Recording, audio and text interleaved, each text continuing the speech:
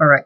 Now that we talked about the basics of Kismet and the fact that Kismet is basically a visual scripting mechanism that lets you pair up events or event triggers with a series of actions.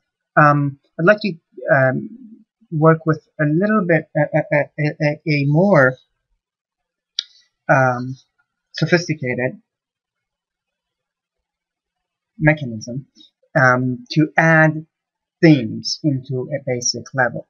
So what we have here is essentially we have a room setup, and you can download this. It's a UT3 level. Just load it up into your Unreal development kit or UDK, and then save it as a UDK file. And it's basically a basic room with two triggers in it and a bunch of pegs. And what we want to do is that we want to add uh, some actors or some static meshes into this level when we press one of the triggers, or we use one of the triggers, and delete them when we use the other trigger. So to do this, we have this level set up, and I'll show you basically the first things that we did before is to set up in your Kismet two events based on the two triggers. So choose one of the triggers and then open the Kismet. So I chose the trigger, the trigger to the right here, and then right click and then add new event using trigger 0 and make it a used event, and then choose the other trigger and right click in the Kismet and add another used event. So now I have the two used events set up. I use the one at the top to add actors and the one at the bottom to remove the actors. What I need to do is to go to the events, uncheck the aim to interact, and change their maximum trigger to 0 for both of these actors. So uncheck the aim to interact and then choose the maximum trigger count to 0 for both of these triggers.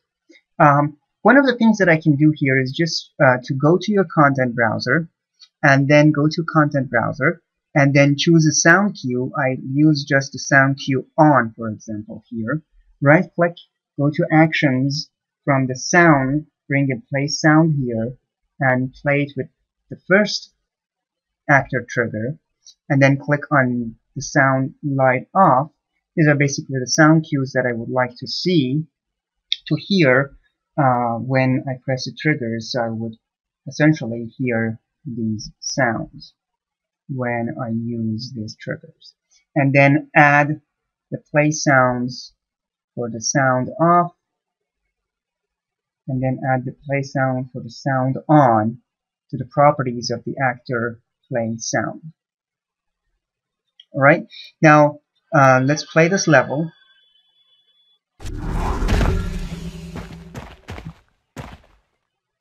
Now if I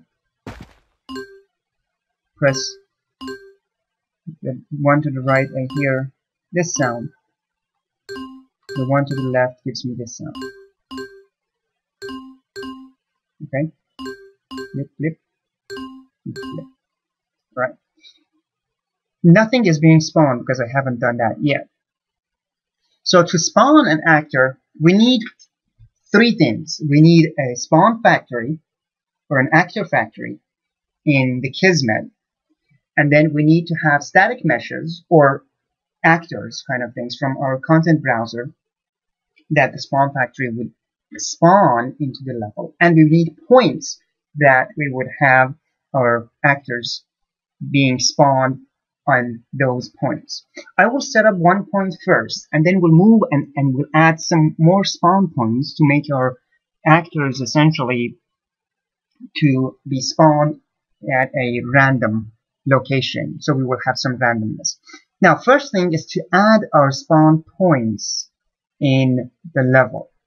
So go to your content browser, go to add actor classes, and then from the uncategorized section of your actor classes, you will see a mobile placeable pawn. So these mobile placeable pawn actor is a place that you can put in the level that your actors would be spawned in.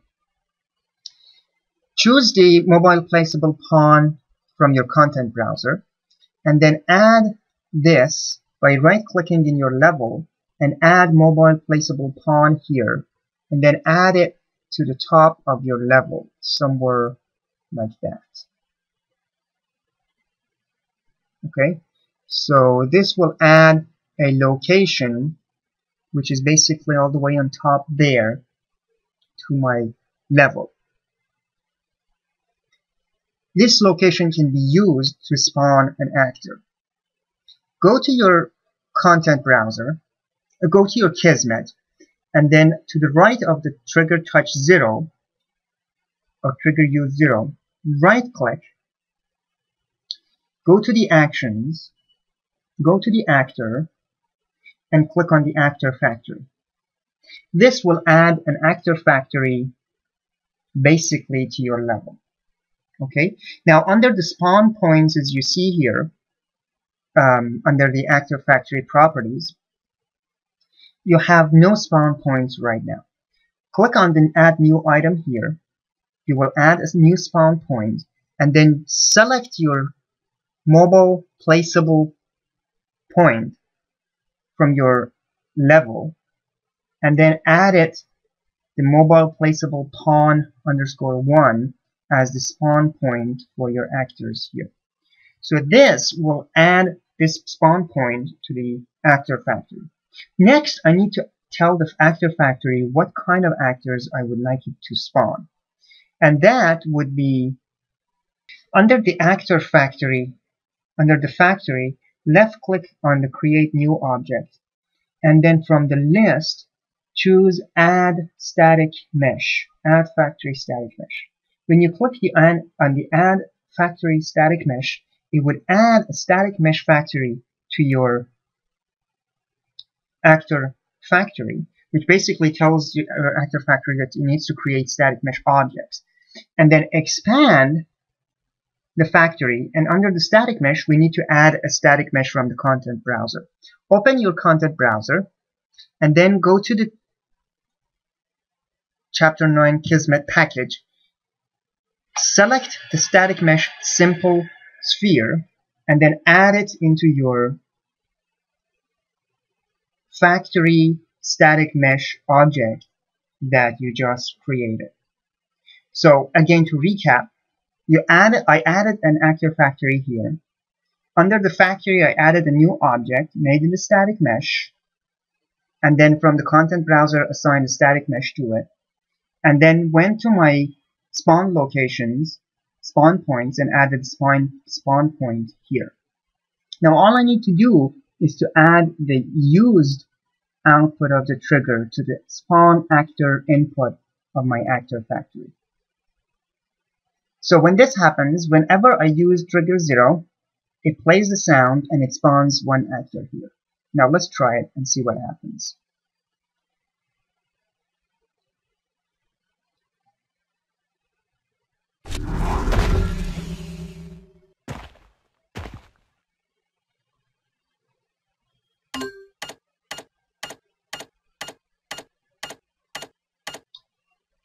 Okay, I probably made a mistake. I added a static mesh, and mobile actor factory cannot add a static mesh. So I need to remove this static mesh factory and add a rigid body in my actor factory. So click on this blue icon, blue triangle, create new object under the factory, and make it a rigid body, add actor rigid body factory. And then when I have my rigid body, then I will add to it a static mesh, which comes from my static mesh in the browser. Okay, so now what happens here is that now this spawn mobile point is assigned to spawn a rigid body, which is an object that is under the physics of the game, which can move, and its shape comes from my static mesh. So although it's a static mesh, but it is a physics object, so it can move. So now that I have that, it should work. Let's replay the level. And then when I go close to my trigger and press E, a big sphere will be spawned. And as you see, this is a physics object, so it will be moving according to the physics of the game, and it will hit me. So a new object is spawned, and so it is basically moving and hitting me. Okay, now under the spawn properties that you have here,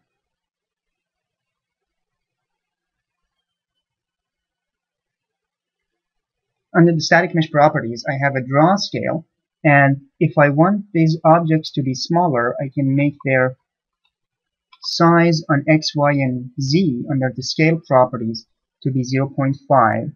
So this would help me basically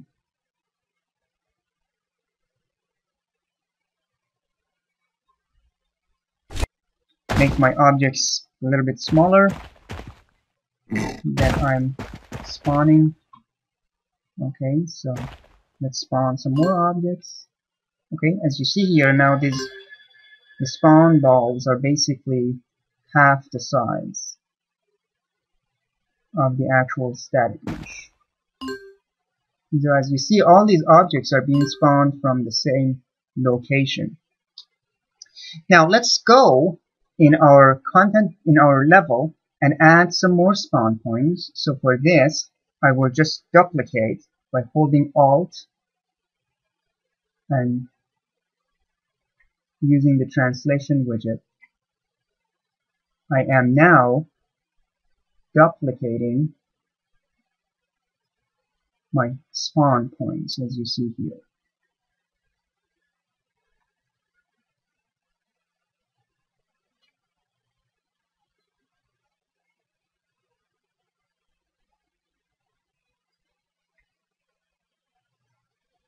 Okay, now I have 10 different spawn points. Right? So if you click on each of these spawn points and press F4, under the object you will see their name is called Mobile Placeable Spawn Point 1. This one is Mobile Placeable Spawn Point 10, 9, 8, 7, 6, 5, 4, 3, and 2. Alright, now that I have these, I will add these additional spawn points to my spawn point locations. So let's just add 11 of these, 9 and 10, and then add mobile space placeable spawn 2, mobile placeable spawn 3, mobile placeable spawn 4, mobile placeable spawn 5, mobile placeable. I'm just copying and pasting 6, mobile placeable pawn 7, mobile placeable pawn 8,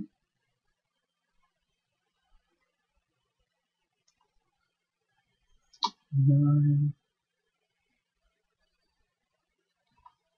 10, and finally 1. Alright, now if I play this level and keep pressing the trigger, pressing E on the trigger, my object will be spawned from different locations.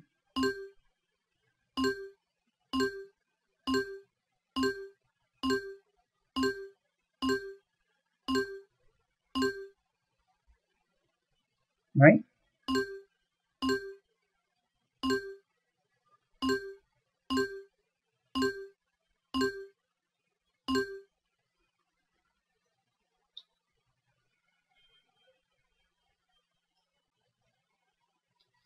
Okay, now I added my objects here. It would be great if I could basically put these objects in an object list and then destroy them whenever I need to destroy it.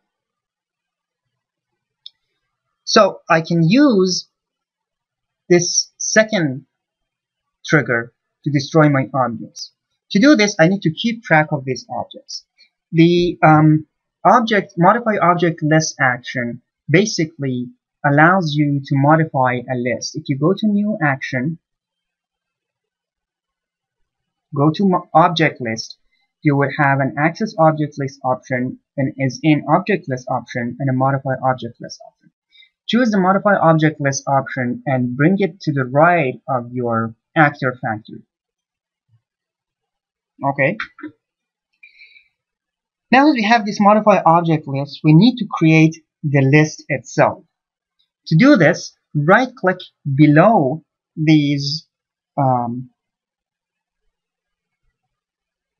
modify object list and actor factory. Go to new variable.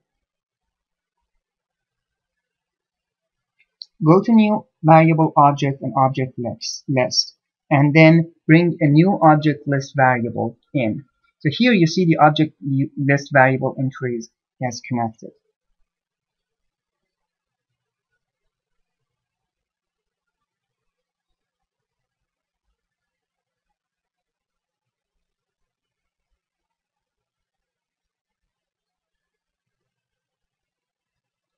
Connect the object list variable of your modify object list to your object list variable that you just created.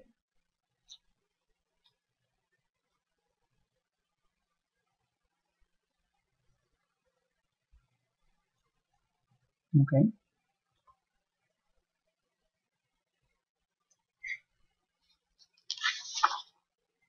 Now I need to add an object basically to this list.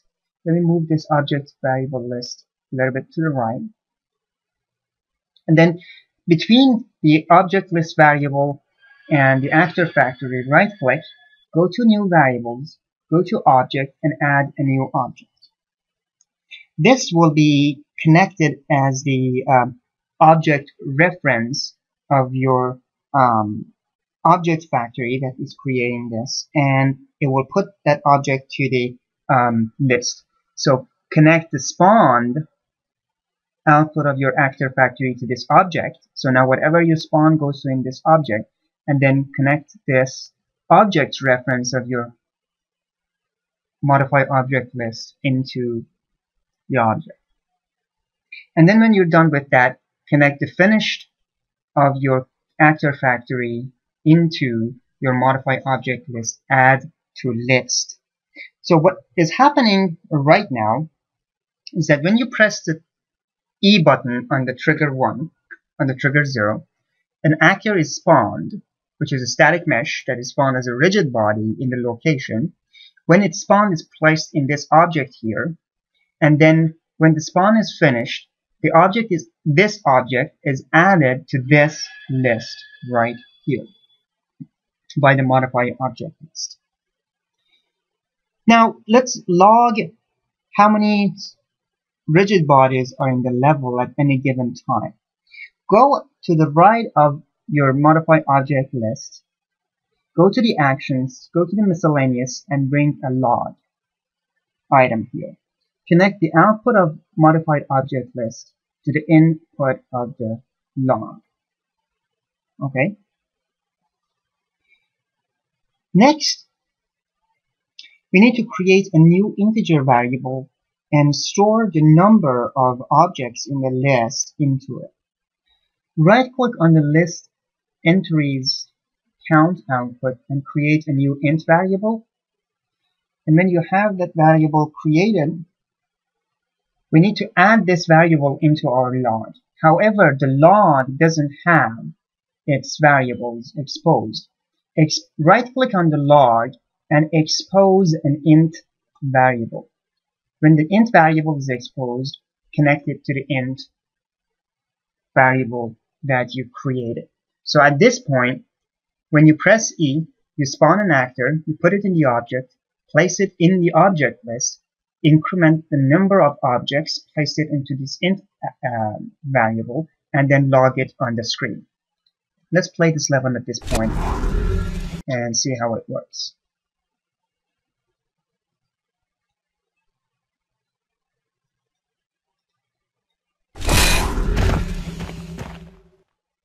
Okay, so if I press E,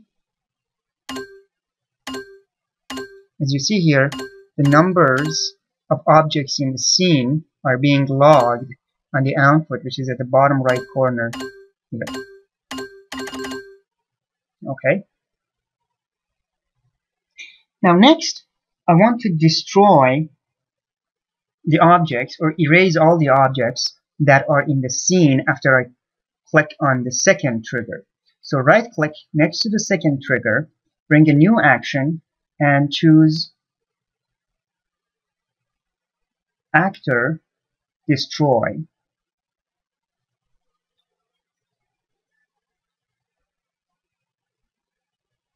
Okay, bring the input of this used trigger to the input of the destroy and the output of the destroy to the empty list.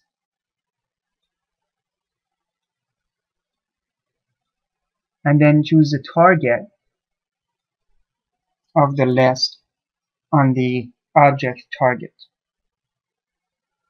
Okay, so now what happens when you touch the second trigger, a destroy is going to be called that would empty the list, so that would be the modify object list, and the target for this destruction of the objects would be your object list as well as the contents of the object list. Okay, so here by pressing E on the first trigger, it will add objects, and by pressing E on the second trigger, it will destroy the objects. Now, to be able to look and stand farther from these objects, choose the two triggers and increment the interaction distance to 256, and then move the triggers apart from each other on the x-axis. And let's play the level one more time.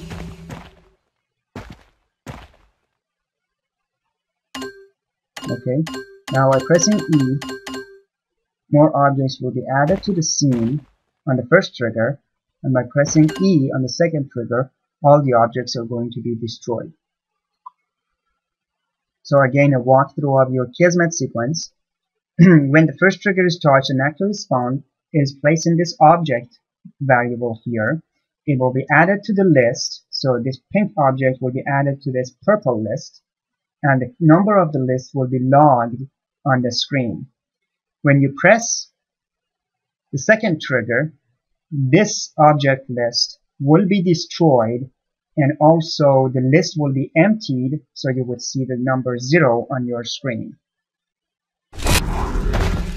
Okay, so now I have 7 objects, and now I have 0 objects. Notice that if I don't do the output of the second destroy into my screen, the object list will be destroyed, but the number will not be logged into my screen. So I have 10, 11, 12, 13, and when I destroy them, it will keep adding to the list. So now my list will have more than the number. So I need to connect this to the empty list, because when I destroy an object, I need to destroy and empty the list as well. So the next time when I add, I will restart from 0. Alright, I will save this level, and then we'll get to some more complex Kismet sequences next.